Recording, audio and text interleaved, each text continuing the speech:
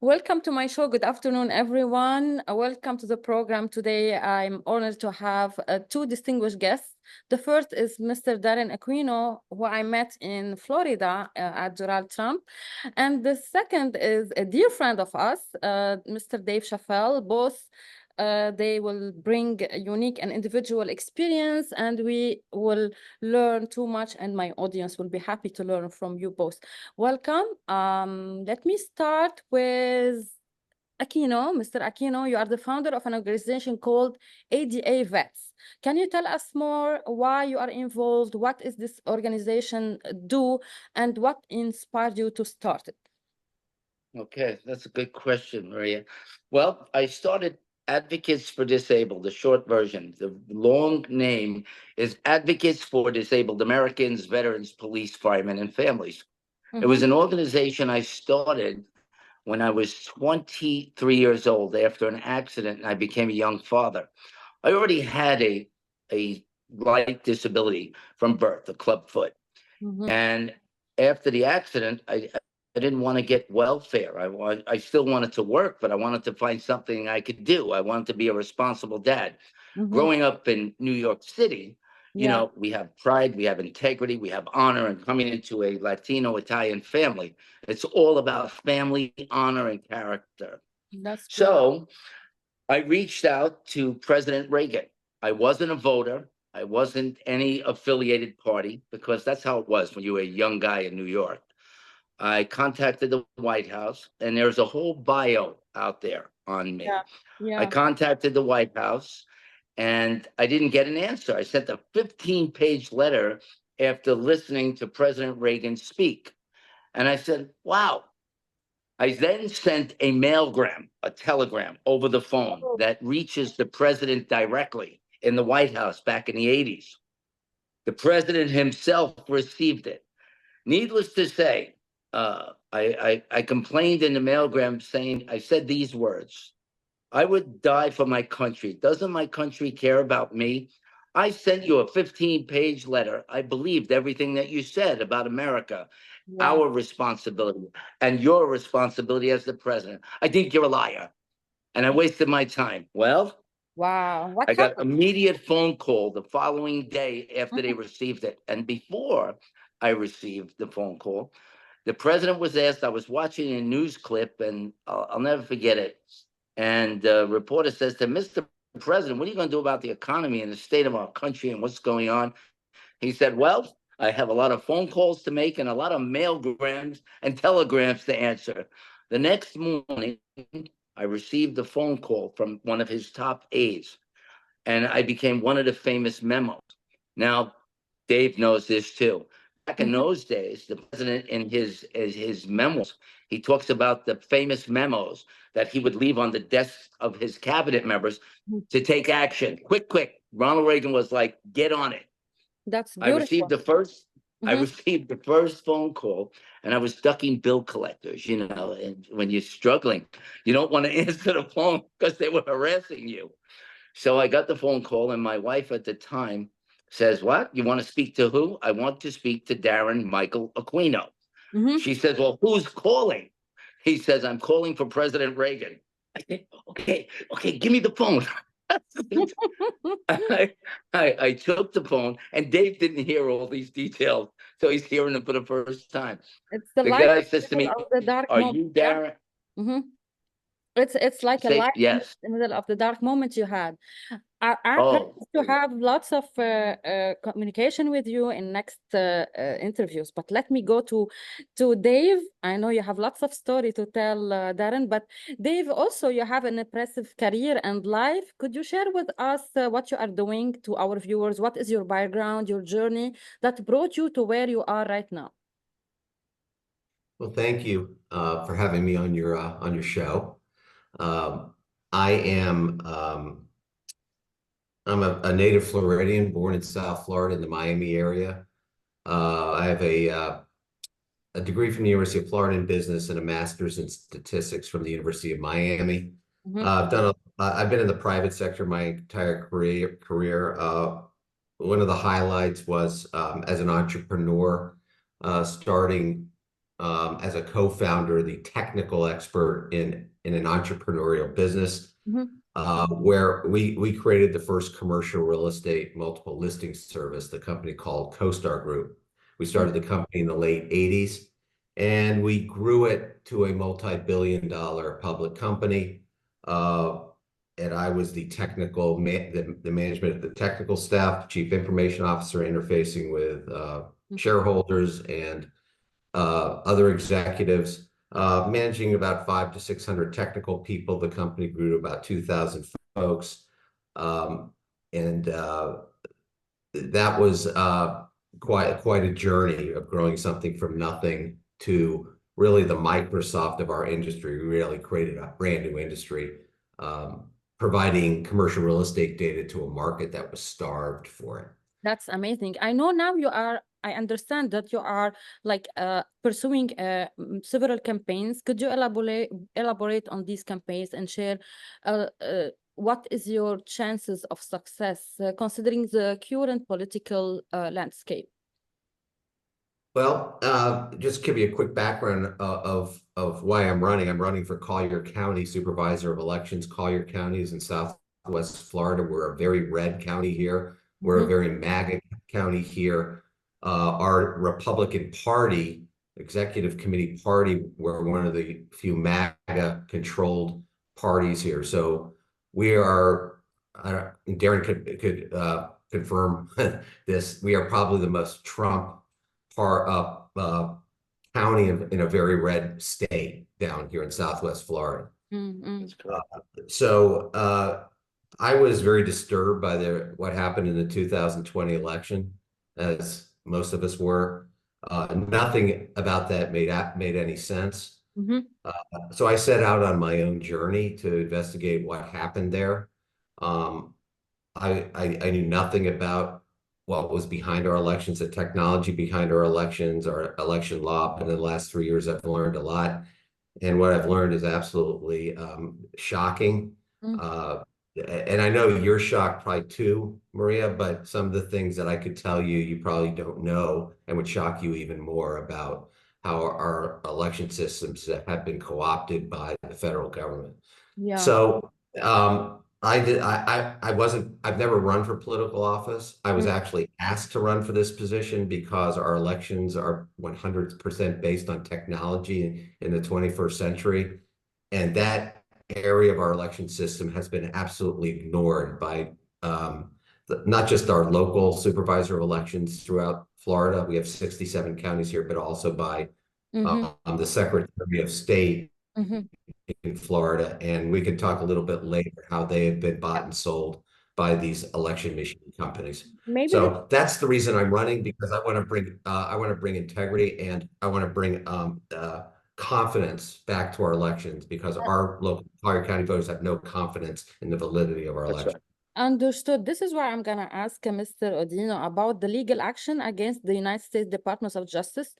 This is a very bold step. Can you tell us what prompted this action, and what do you hope to achieve through the lawsuit?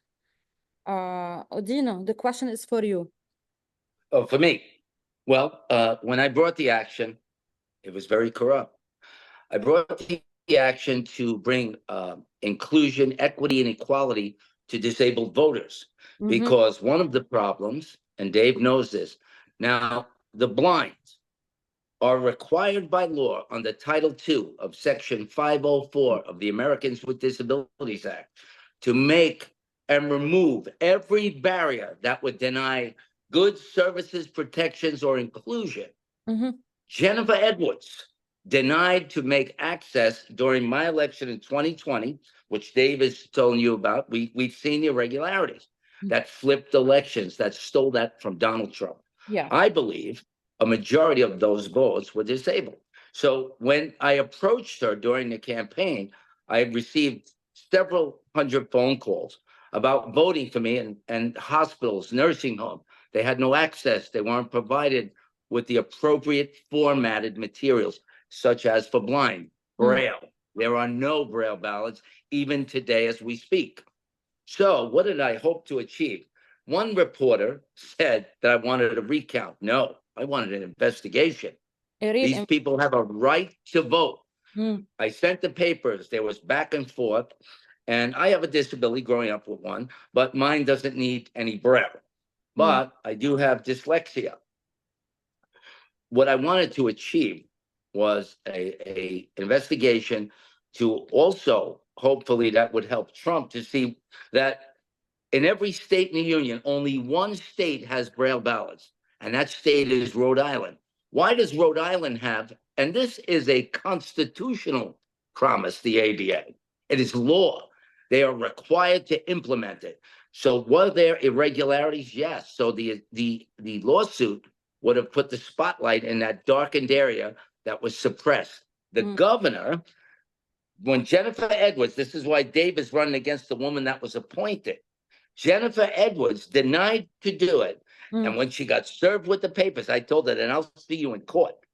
When she got served with the papers and they couldn't get around it because the 11th Circuit got involved, because the current judge in the courts here weren't accommodating me to see this through, because I was also supporting a disabled veteran whose vote was denied.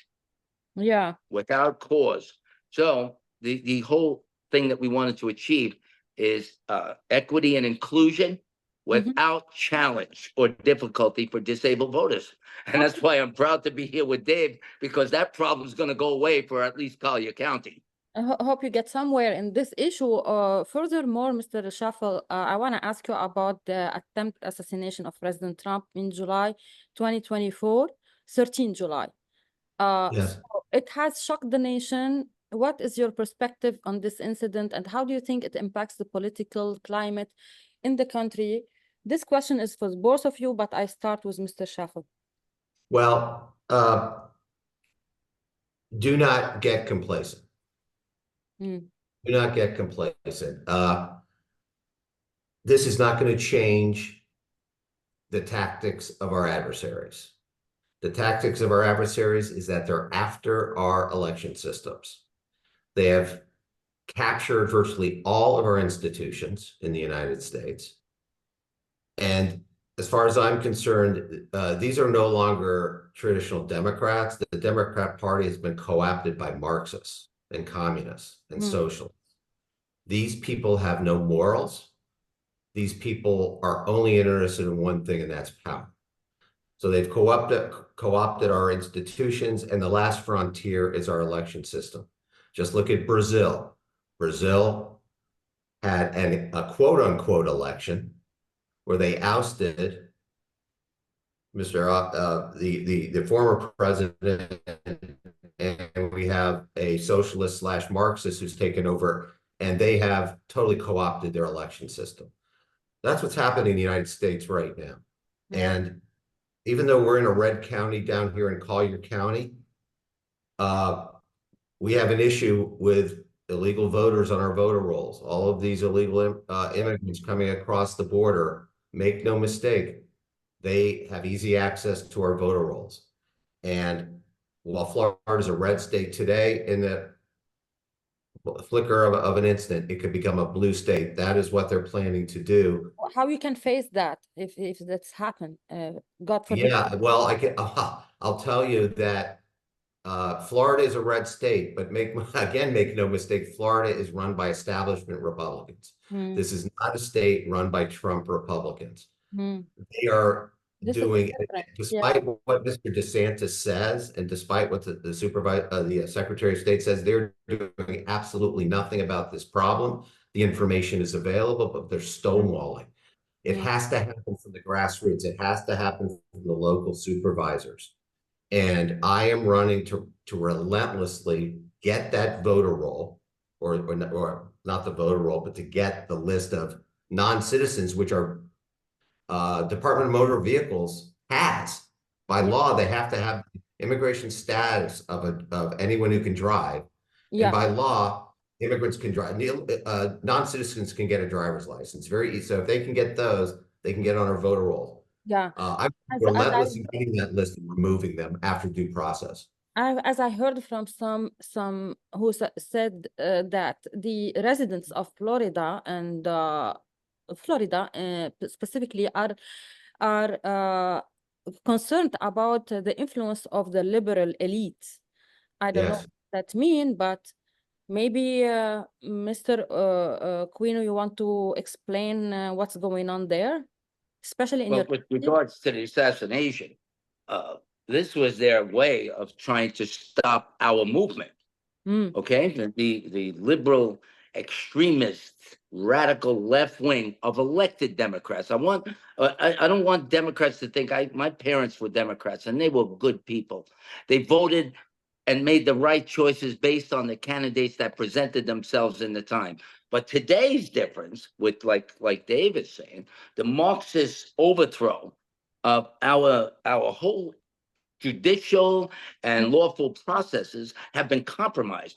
The only way to keep it flowing down their stream to take away from the American voter was to kill President Trump. yeah.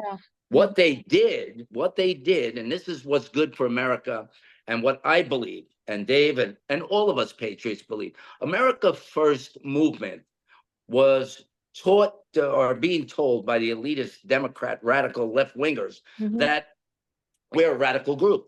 No, we're not. Hmm. We're a constitutional group. This is the Constitution of the United States of America. But why violence now in America seems to be growing concern for many? Because we're on the move to take our country back. Donald Trump woke up the country to what was going on behind the scenes because he's a patriot. He's a true American New Yorker, born in Queens. Mhm. And he didn't need to steal. He didn't enter politics to make money. He was already a billionaire, one of New York's greatest, a global businessman, Mhm. very successful. Of course. And what he did was, after he's seen the swing of 9/11 and different things going on in this country and the Obama years, he stepped up. He stepped up to the plate to bring back America, to make it great again, because these folks destroyed it. This assassination, and I want everybody to know this was deliberate. There were so many serious flaws in there that were controlled by the extremist left-wing Democrats, controlling the Secret Service. Never before would By there the way, be a building accessible to shoot a president but kill civilians. this is my question. Maybe Mr. Schaffel, you'll answer it first. How do you assess the U.S. service behavior or response during the attempt on President Trump's life? They are very opinion about it. How do you assess the reaction? Yeah, at this point, the federal government has run out of our ability to trust them. You go, That's right. and it starts with Donald Trump being spied on. They create a phony Russia hoax. They impeach him twice. They raid his home in Florida. They lawfare him to death, and they still can't defeat him. So what's next? What happened on Saturday makes absolutely no sense. That the Secret Service, who knew that there was a threat at least an hour beforehand, and most certainly 10 minutes before, would even allow the former president, soon to be president, to even get up on that stage. We saw Something is rotten in Denmark. We saw videos. But it does support. Pointing at the assassin. We saw videos. People pointing at him. It's a very. It does make sense to the conspiracy factor. It makes plenty of sense that was open, that area was open. There were cops downstairs. How did he get upstairs? Then the agent was told not to fire in his radio. Told not to fire at a man with a gun. That's why Corey Temperature was killed in another part of the extremists to kill some civilians with Trump. Do you understand? Yeah. That was very serious and a big hurt to this country. And it showed how corrupt and that this was another JFK Oswald situation. And they didn't get away with it. This is a big alert. Mr. Schaffel, my last question. Why they scared Donald Trump? What is about Agenda 2050 that they are spreading rumor? And this is a vision that can destroy the institution of the United States and give all the power and for the president himself. Is Trump running for himself or for America? Can you explain? Oh, he's running for America. Absolutely. You have to remember that the federal government no longer works for the people, they work for we the powerful. And the deep state, what we call the deep state, all of the administrative positions, and particularly the intelligence community, including the FBI, CIA, all the DIA intelligence departments are all, as far as I'm concerned, they're a fourth branch of government, and they do not.